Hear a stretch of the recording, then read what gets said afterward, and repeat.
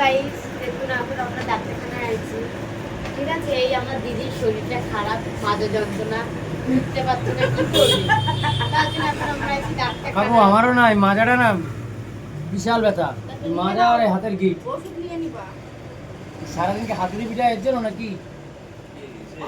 তোর কথা শুনে কাকু না, আমি ভাঙা ভাঙি কাজ করি, ভাঙা ছিল।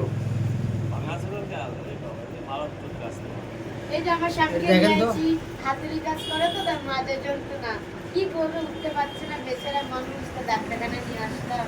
এর দুই পেশেন্ট, তার সাথে দাদাকেও নিয়ে আইছি, তারপরে আরো আমার মেয়েকে নিয়ে আইছি। এই যে আমার মেয়ে, হ্যালো গাইস, এই যে আমার মেয়ে, আপনারা সবাই দেখুন।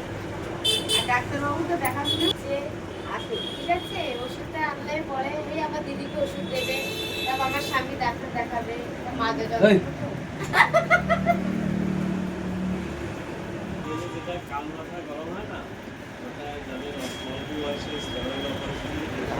হ্যাঁ হ্যাঁ হ্যাঁ, সবাই বলছে এটা আমার।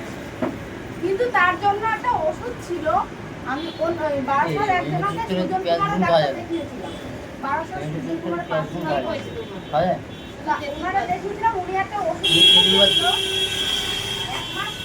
এক মাসের ওষুধ, একটা খাপের ওষুধ দিয়েছিল, সেটা মানে 1200 টাকা দাম নিয়েছিল।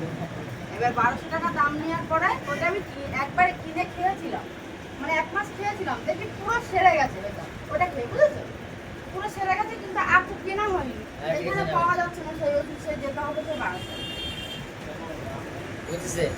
না, আমি যদি ফোনের দিয়ে ফটোটাও তুলে রাখতাম তাও ওটা হতো, আমি সেটা ফটোটাও তুলে রাখি। সে সাপ, সে কপিকারের কথা তো, সে খাপটাও হারিয়ে ফেলেছি, খাপও পাচ্ছি না, দেখেছো, বুঝতে হবে, আলাদা ছিল ওটা, বুঝতে হবে। এটা যদি আমার থাকতো তো আমি এটা কিনেই নিতাম। এই গরমকালে বেশি অসুবিধা হয় আমার, গরম যখন লাগে না, আমি কান গরম হয়ে যায়, তখন টাকার তলায় গিয়ে মনে হচ্ছে তাড়াতাড়ি শুয়ে পড়বে।